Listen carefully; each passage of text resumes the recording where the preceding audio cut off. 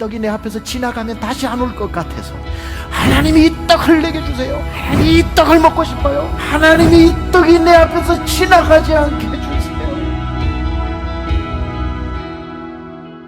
베들레헴이라고 하는 뜻이 떡집이라는 겁니다. 베들레헴에 있는 떡은 뭘까요?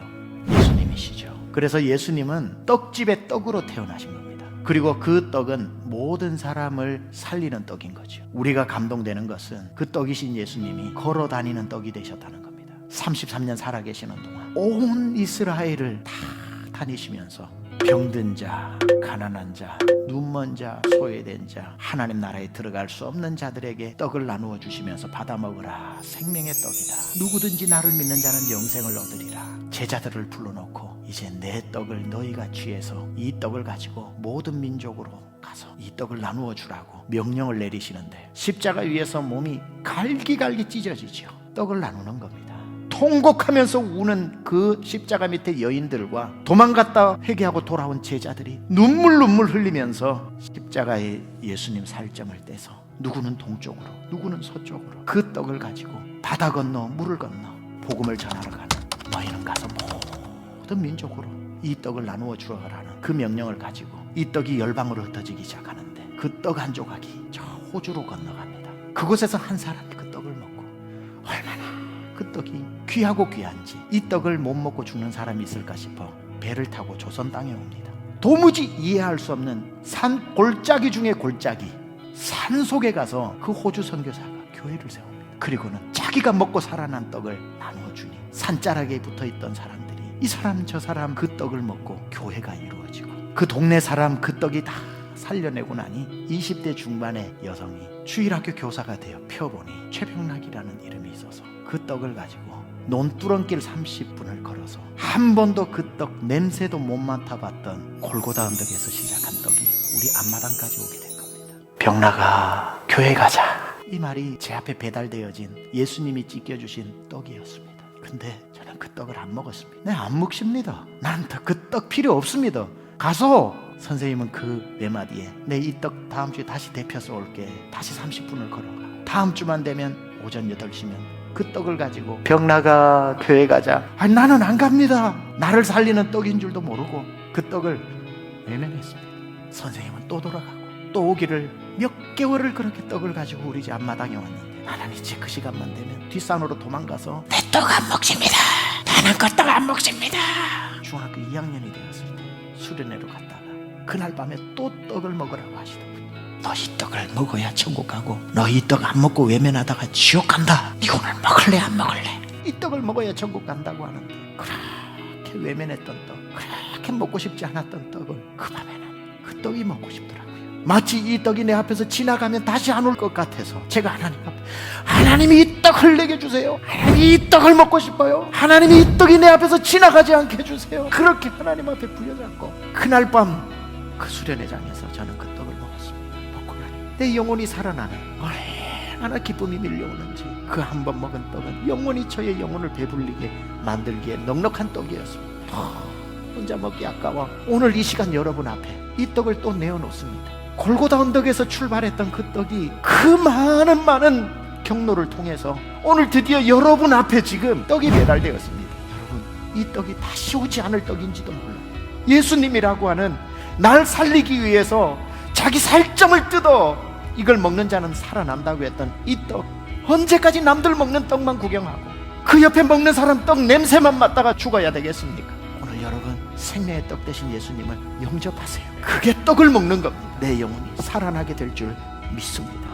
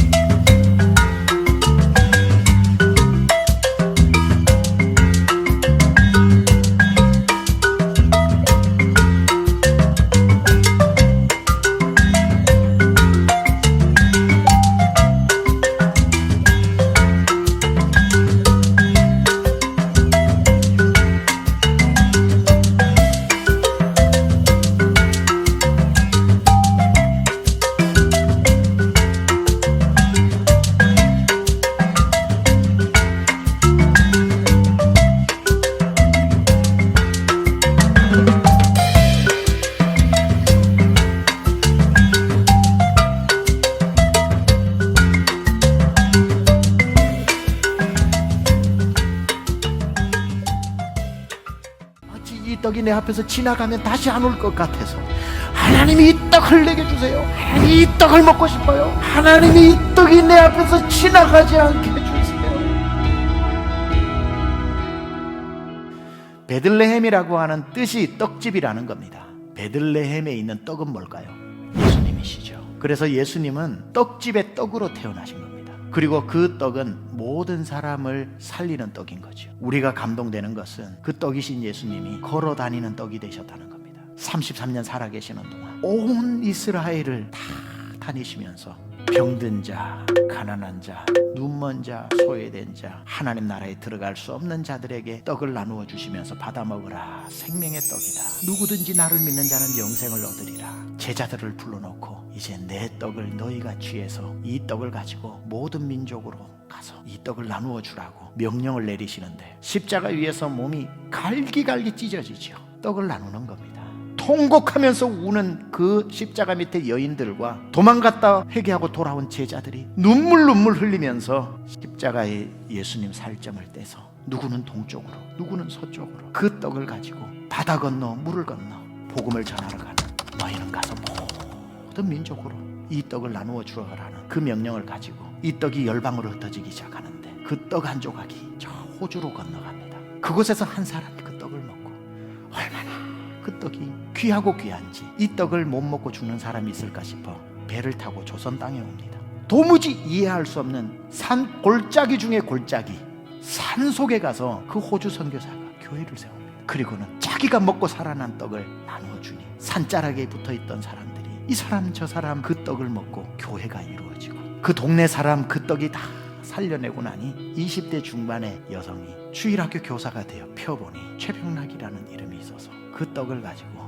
논두렁길 30분을 걸어서 한 번도 그 떡 냄새도 못 맡아봤던 골고다 언덕에서 시작한 떡이 우리 앞마당까지 오게 된 겁니다. 병락아 교회 가자, 이 말이 제 앞에 배달되어진 예수님이 찢겨주신 떡이었습니다. 근데 저는 그 떡을 안 먹었습니다. 네, 안 먹습니다. 난 그 떡 필요 없습니다. 가서 선생님은 그 외마디에 내 이 떡 다음 주에 다시 데펴서 올게. 다시 30분을 걸어가. 다음 주만 되면 오전 8시면 그 떡을 가지고 병나가 교회 가자. 아니 나는 안 갑니다. 나를 살리는 떡인 줄도 모르고 그 떡을 외면했습니다. 선생님은 또 돌아가고 또 오기를 몇 개월을 그렇게 떡을 가지고 우리 집 앞마당에 왔는데 나는 이제 그 시간만 되면 뒷산으로 도망가서 내 떡 안 먹습니다. 나는 그 떡 안 먹습니다. 중학교 2학년이 되었을 때 수련회로 갔다가 그날 밤에 또 떡을 먹으라고 하시더군요.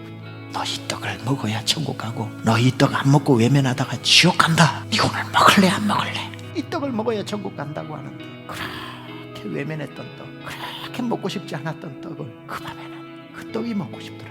마치 이 떡이 내 앞에서 지나가면 다시 안 올 것 같아서 제가 하나님 앞에 하나님이 이 떡을 내게 주세요. 하나님이 이 떡을 먹고 싶어요. 하나님이 이 떡이 내 앞에서 지나가지 않게 해주세요. 그렇게 하나님 앞에 부여잡고 그날 밤 그 수련회장에서 저는 그 떡을 먹었습니다. 먹고 나니 내 영혼이 살아나는 얼마나 기쁨이 밀려오는지 그 한 번 먹은 떡은 영원히 저의 영혼을 배불리게 만들기에 넉넉한 떡이었습니다. 혼자 먹기 아까워 오늘 이 시간 여러분 앞에 이 떡을 또 내어놓습니다. 골고다 언덕에서 출발했던 그 떡이 그 많은 경로를 통해서 오늘 드디어 여러분 앞에 지금 떡이 배달되었습니다. 여러분 이 떡이 다시 오지 않을 떡인지도 몰라요. 예수님이라고 하는 날 살리기 위해서 자기 살점을 뜯어 이걸 먹는 자는 살아난다고 했던 이 떡, 언제까지 남들 먹는 떡만 구경하고 그 옆에 먹는 사람 떡 냄새만 맡다가 죽어야 되겠습니까? 오늘 여러분 생명의 떡 대신 예수님을 영접하세요. 그게 떡을 먹는 겁니다. 내 영혼이 살아나게 될 줄 믿습니다.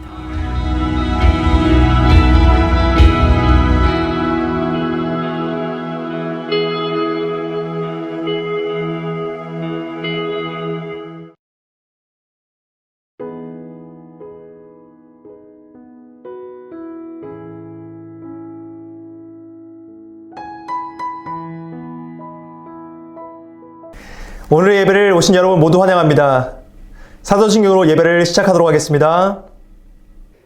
전능하사 천지를 만드신 하나님 아버지를 내가 믿사오며 그 외아들 우리 주 예수 그리스도를 믿사오니 이는 성령으로 잉태하사 동정녀 마리아에게 나시고 본디오 빌라도에게 고난을 받으사 십자가에 못 박혀 죽으시고 장사 한지 사흘 만에 죽은 자 가운데서 다시 살아나시며 하늘을 오르사 전능하신 하나님 우편에 앉아 계시다가 저로서 산자와 중년을 심판하러 오시리라.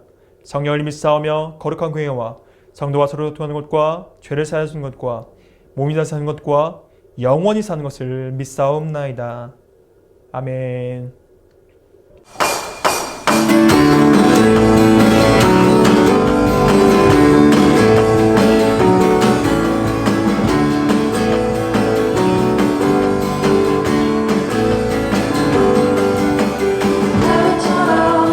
다윗처럼 아무 것을 구애받지 않고 성령님이 주시는 자유함으로 노래 부를 거야.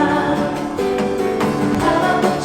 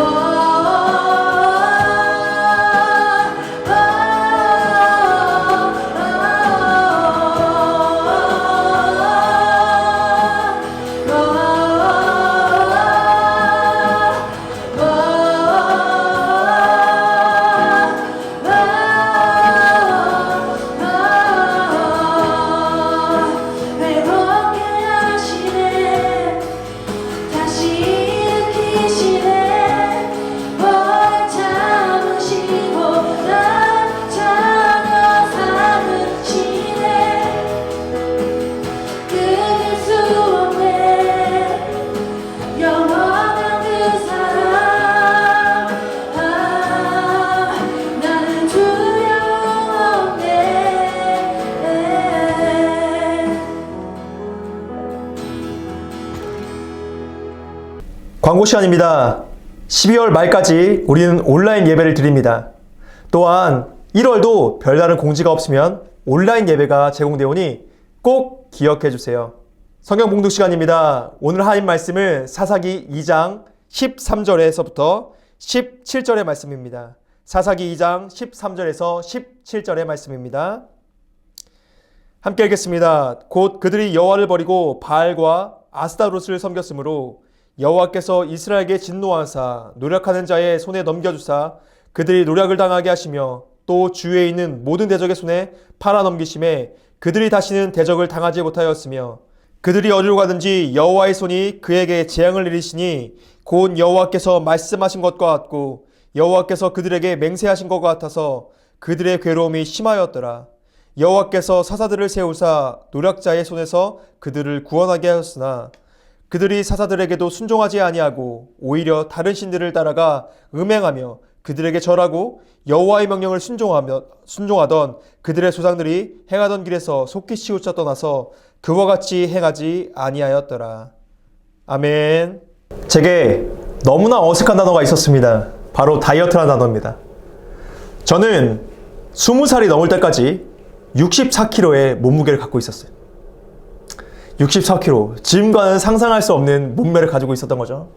전사님이 항상 사람들이 들었던 말은 너무 슬림하다, 너무 말랐다는 말을 굉장히 많이 들었습니다.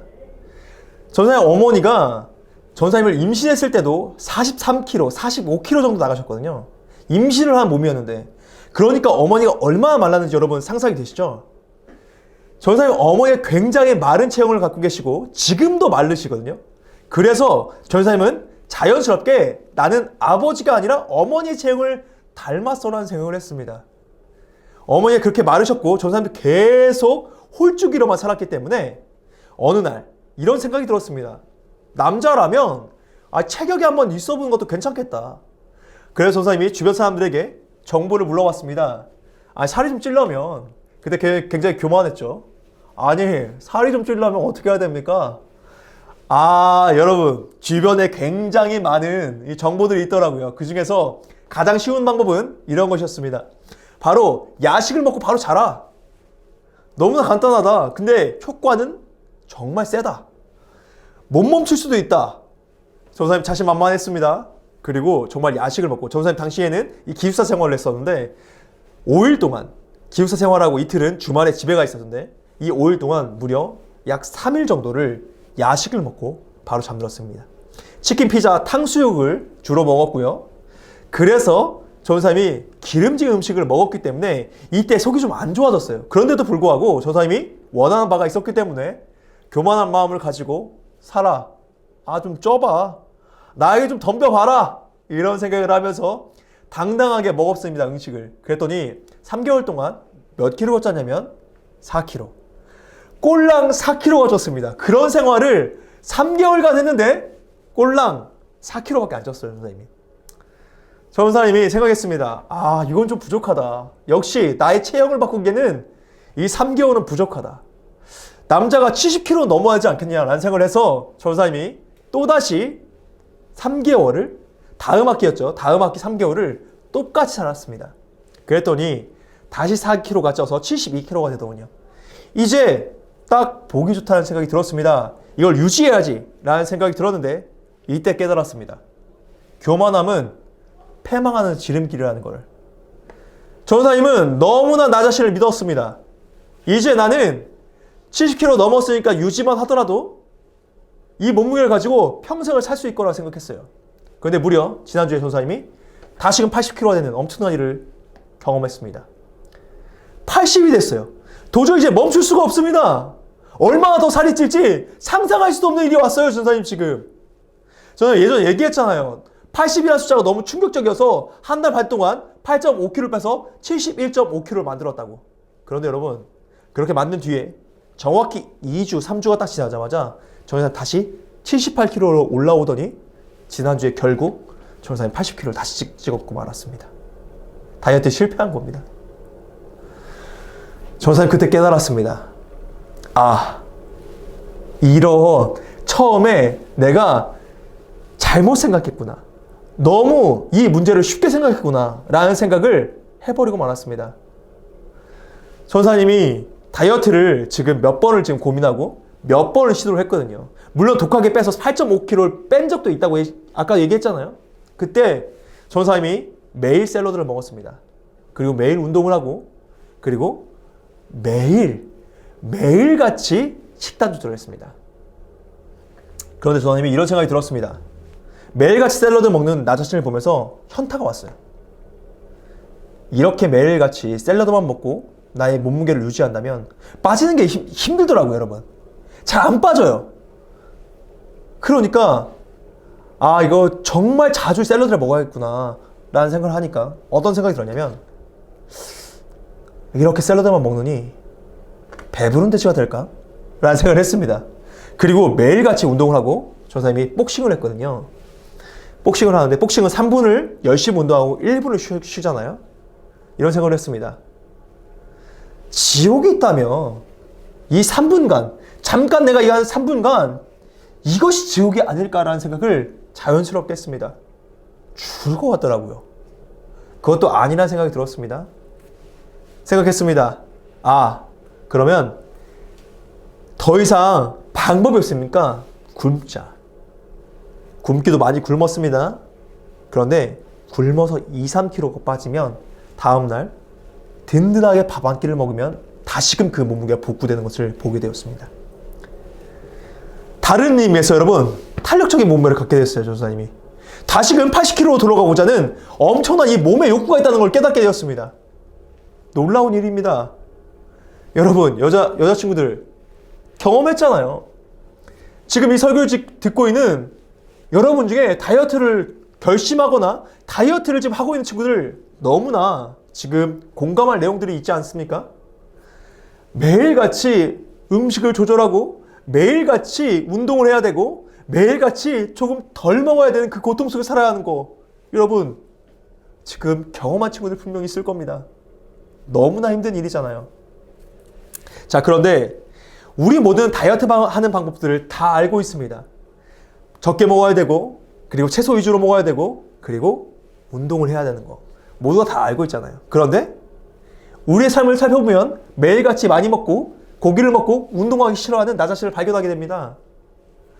그러면서 몸무게를 잴 때에는 별의별 방법을 다 써요. 거의 격투가야. 체중계에 올라갈 때는 거의 옷을 다 벗고, 그리고 심지어 머리를 자른 친구도 있고, 손목에 있는 팔찌라든지 장신구를 다 버리고 그 다음에 몸무게를 재잖아요. 100g이라도 더 적어보려고 여러분 애를 쓰잖아요. 그런데 여러분 또다시 삶으로 돌아오면, 체중계를 내려오기만 하면, 그 체중계의 자리에서 내려오기만 하면 다시금 고기의 자리, 다시금 침대의 자리, 다시금 과자의 자리로 돌아가는 여러분을 발견하지 않습니까? 매일같이 살을 빼야겠다, 매일같이 운동해야겠다는 생각을 하지만 인간이 반복하여 실수를 하는 것처럼 계속해서 다이어트에 실패하는 여러분을 발견하게 될 겁니다. 인간은 실수하는 동물이에요. 인간은 실수를 반복하는 동물입니다. 멍청해 보이는 그러한 모습들이 많이 보입니다. 그런데 여러분, 이렇게 실수를 반복하는 게 우리만의 문제는 아니었어요. 이스라엘 백성들도 우리만큼이나 실수를 반복해서 했습니다. 더욱이 사사기 시대의 사람들은 우리가 생각하는 것보다 더 바보스럽게 엄청나게 실수를 반복했습니다.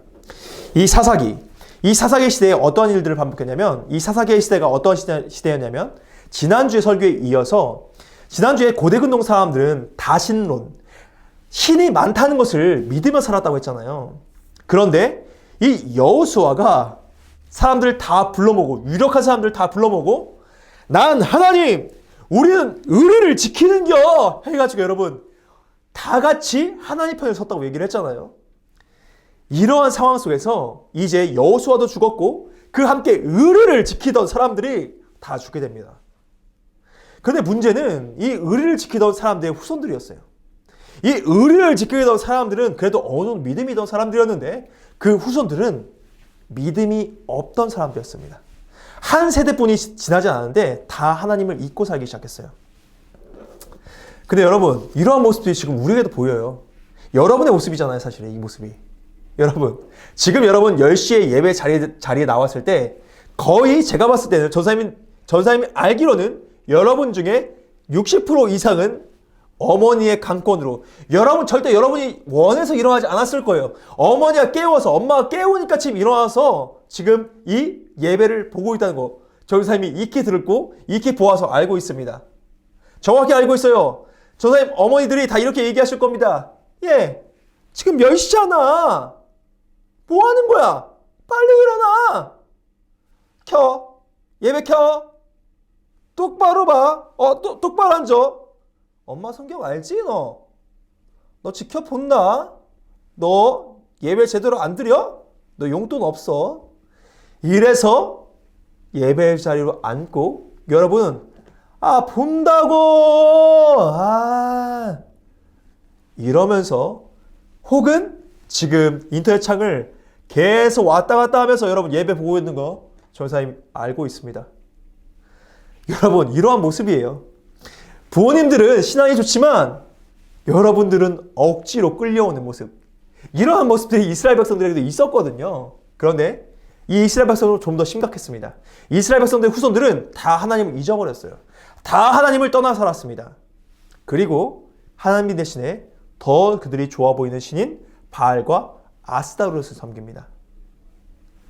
이 바알과 아스타롯은 굉장히 유명한 신이었는데 이 바알이라는 신의 이름의 뜻이 무엇이냐면 바로 주인이라는 뜻입니다. 그리고 아스타롯은 여자신, 여신이라는 뜻이었어요. 근데 이 바울과 아스타롯이 어떠한 관계냐면 부부의 관계입니다. 재밌죠? 이 거짓 신들인데 이들에게도 이야기가 있어요. 바알과, 큰일 날 뻔했는데 바울이라니. 아니 바울 아니에요. 바알입니다. 바알과 아스타롯은 부부라는 거예요. 그리고 이 바알의 뜻은 주인이라는 뜻이랍니다. 이 이스라엘 백성들이 바알을 섬겼어요. 근데 여러분 이 이름이 바알이라는 이름이 뜻한 바가 굉장히 의미심장합니다. 왜냐하면 주인이라는 뜻이라고 얘기했잖아요. 지금까지 이스라엘 백성들의 주인은 하나님이셨어요. 그런데 이제는 이스라엘 백성들이 더 이상 하나님을 주인이라고 여기지 않는다는 겁니다. 거짓신이었던 이 바알을 자신들의 주인이라고 여기면서 그 바알을 믿으며 살아가겠다고 선언해버린 거예요. 놀라운 일입니다. 한 세대밖에 지나지 않았는데 주인을 바꿔버린 거예요. 이스라엘 백성들이. 거의 미친 거예요. 이 사람들. 이 바알이 얼마나 비상식적인 거짓 신이었냐면 이 바알이 풍요를 의미하는 신이었는데 이 고대 근동 사회에서 풍요를 의미한다는 건 이 날씨를 조정한다는 거거든요. 왜냐하면 다 농사를 지으니까. 특히 이 바알이 비를 내려주는 신이었는데 비를 내려줄 때 어떻게 하냐면 이 바알을 섬기던 사람들은 비를 달라고 얘기할 때 자기 몸을 긋습니다. 날카로운 것으로. 그럼 어떻게 될까요? 피가 나겠죠. 피가 흐르면 바알이 그 피를 보고 흥분을 해서 피를 보면서 흥분을 하면서 비를 내려준다는 거예요. 이거 미친 거 아니야? 이렇게 진짜 핫바지 같은 진짜 이거 이런 하류 삼류 이거 말도 안 되는 신 같은 거를 이스라엘 백성뿐만 아니라 고대 근동 사람들이 믿었다는 거예요. 뿐만이 아닙니다. 이 바알이 흥분을 좋아하는 신인가 봐. 이 바알을 흥분시키기 위해서 어떠한 일을 했냐면 이 바알의 신전에는 몸을 파는 여자들이 있었습니다. 그래서 제사를 드리러 간 사람들이 이 몸을 파는 여자들과 성관계를 그 신전에서 맺으면 이 바알이라는 신이 그걸 보고 흥분을 해서 풍요를 준다고 믿었어요. 진짜 이거는 여러분 말도 안 되는 일 아닙니까? 아니 이런 삼류 정말 쓰레기 같은 이런 비상식적인 것들을 이스라엘 백성이 믿었다고요. 하나님을 버리고 말이에요. 그 기적과 능력을 일으켰던 하나님을 버려버리고 이런 쓰레기와 같은 것을 믿었다는 겁니다. 말이 안 되는 거예요. 하나님께서 이걸 지켜보십니다.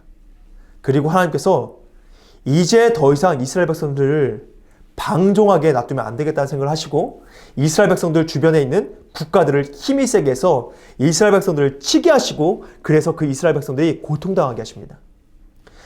고통을 당하면 이스라엘 백성들이 어떠한 행동을 했냐면 여러분 염치 없게도 다시금 하나님을 찾아요. 하나님께 회개하면서 하나님 우리를 살려달라고 얘기를 합니다.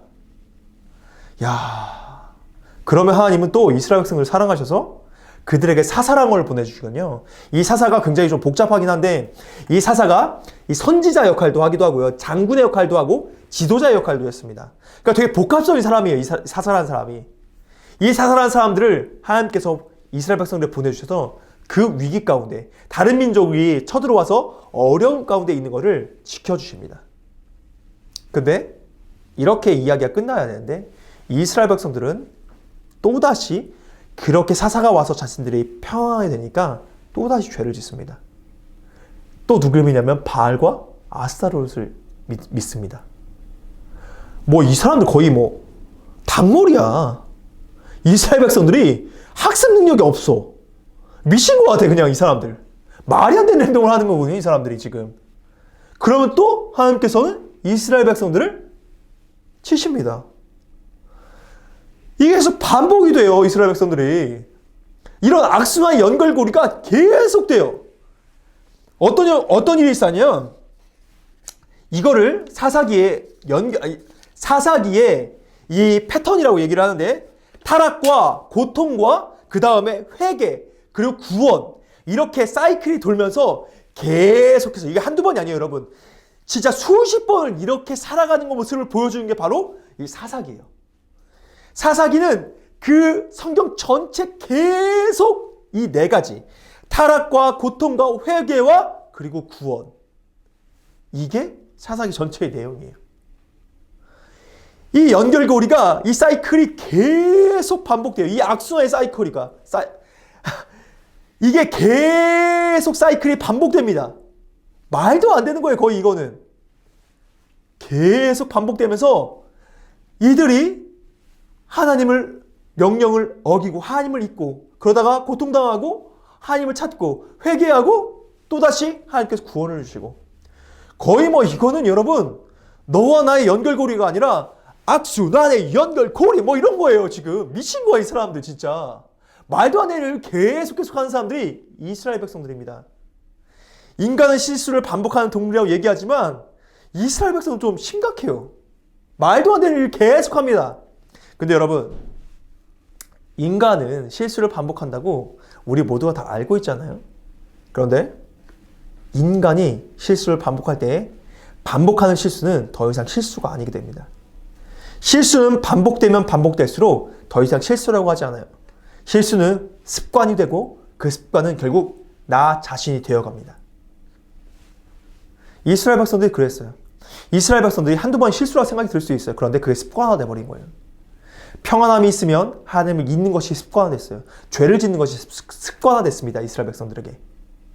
너무나 안타까운 일이지만 그게 이스라엘 백성이었다는 거예요. 자, 전사님이 얘기했잖아요. 전사님도 64kg였을 때는 내가 먹는 게 별반 그냥 그랬거든요, 여러분. 전사님도 좀 입이 짧은 편이었어요. 난 많이 안 먹었거든. 그런데 먹는 걸 습관화하다 보니까 68kg가 되고 72kg가 되고 80kg가 된 이 순간 전사님 다이어트를 결심했다고 했잖아요. 그런데도 방금 전에 이 설교를 들어오기 약 1시간 전에 저는 깜짝 놀랐습니다. 내 책상을 보고. 나 오늘 별로 먹은 게 없다고 생각했는데 웬 젤리와 과자의 봉지들이 내 책상 앞에 놓여져 있더라고요. 잠깐 심심해서 한두 개 꺼내 먹었는데 그게 꺼내 먹다 보니까 6, 7봉지를 선생님 먹었더라고요. 인간이 조사님 이게 더 이상 실수라고 얘기하지 않겠습니다. 그냥 이제는 많이 먹는 뚠뚠이에요. 조사님 이제. 전사님 주변에 있는 그 누구보다 지금 전사님이 군것질 많이 하는 사람 중에 한 사람일 것 같아요. 이제는 80kg인 나를 인정해야 될 때입니다. 더 이상 나는 64kg가 아니야. 옛날에 내가 아니야. 그 식탐이 없던 내가 아니라고 이제. 난 인정해야 될 것 같습니다, 여러분. 인정을 해야지. 내가 이제 80kg가 되는 그런 슬픈 이야기지만 다른 의미의 탄력적인 몸매를 가졌다는 것을 이제 인정해야 됩니다. 이제는 나도 아저씨 몸매가 됐다는 것을 인정해야 돼요. 이걸 인정하지 못하니까 조금 더 먹어도 괜찮겠지. 난 금방 뺄 수 있어. 또 지난번에도 한 달 반 동안 열심히 8.5kg 빼봤잖아. 할 수 있어. 아니요, 여러분. 아니더라고요. 그렇게 살을 빼도 습관이 되고 나 자신이 80kg가 되니까 여러분 계속 80kg 몸무게를 달려가고 있습니다. 전사님 이제 두려운 것은 오늘 굉장히 많이 먹었는데 이 80kg마저 넘을까봐 두려워지고 있어요. 너무나 두려운 상황입니다. 그런데도 이 두려움이 있는데도 전사님이 젤리를 못 걷고 있다고요, 지금. 몸이 지금 내 몸이 젤리가 돼가고 있는데 그런데도 아직 못 걷고 있다고요. 전사님도 이제 인정해야 될 때입니다. 나는 지금 몸무게가 64kg가 아니고 80kg라는 걸. 이 몸무게가 지금 거의 1년째 유지되고 있다는 거. 이거 인정해야 됩니다. 그래야지 여러분, 내가 인정하고 이제 정말 내가 다이어트를 해야겠다는 깊은 변화가 필요하다는 것을 느꼈을 때 그제서야 이제 조사님도 변화되는 거예요. 마찬가지입니다, 여러분. 여러분 중에 지금 여러분이 난 이거 쉽게 끊을 수 있을 것 같은데 정말 쉽게 끊을 수 있을 것 같으니까 짓고 있는 죄가 있을 거예요. 누군가에게 술 한 잔? 뭐 이거 별거 아니야. 이거 한 잔 정도야 이거 금방 끊지. 아 나는 하루에 한두 대밖에 안 펴. 아 이건 중독도 아니야. 담배? 아 요거 그냥 내가 몇 번 이거 안 피면 나 이거 끊을 수 있다고. 이거 별거 아니라고. 이렇게 생각하는 사람도 있을 겁니다. 혹은 여러분 야동. 일주일에 한 번 정도는 건강한 거지. 내 주변에 나보다 야동 안 보는 사람이 있으면 나보라 그래. 혹은 도둑질. 가벼운 도둑질 여러분. 요건 아무것도 아니지. 요건 재미야 재미. 요거 가지고 뭐. 요거 1,000원 2,000원 가고 뭐. 여러분 그렇지 않습니다. 계속해서 그 실수가 반복된다는 것은 여러분 자신이 이미 그 실수가 아니라 여러분 자신이 그것이 습관이 됐고 여러분 자체가 되어 간다는 것을 기억해야 합니다. 여러분 이스라엘 백성들은 그 사이클 속에서 계속해서 이 4사기 동안 살아갔습니다. 그리고 계속해서 어려움을 만났어요. 이스라엘 백성들은 변화되지 않았습니다. 어려움을 만났을 때 잠깐 하나님을 찾았지만 그들은 진짜 회개하지 않은 거예요. 회개라는 건 여러분 다시 하지 않겠다는 다짐입니다. 회개라는 것은 내 죄가 용서되었습니다라는 의미뿐만 아니라 내가 다시 이 죄를 짓지 않도록 내가 최선을 다하겠습니다라는 결심인 거예요.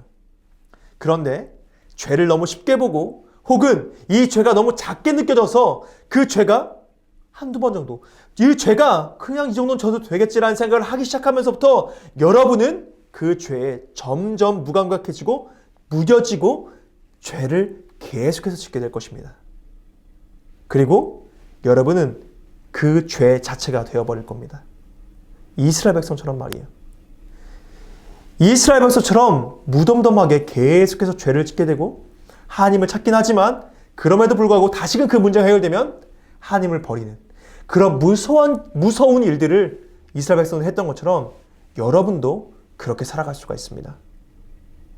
여러분 이제는 죄를 끊어야 할 때입니다. 여러분 이제는 변화되어야 할 때입니다. 여러분 이제는 인정해야 될 때입니다. 내가 죄를 짓고 있다는 걸 인정하고 내가 죄인인 것을 인정하고 내 생각이 지금 주변을 살펴보세요. 내가 정말 작은 거라고 생각했던 것 이거 금방 끊을 수 있다고 생각했던 것 아직도 하고 있다면 여러분 그것은 끊을 수 있는 것이 아닙니다. 이미 습관화된 것이고 이미 여러분이 그렇게 살고 있는 자체가 돼버린 것입니다. 이제는 여러분 끊어야 할 때입니다. 바뀌어져야 할 때입니다. 인정하십시오. 여러분이 죄인인 것을 그것을 끊어야 할 수 없는 것을 이제는 인지하시고 인정하십시오.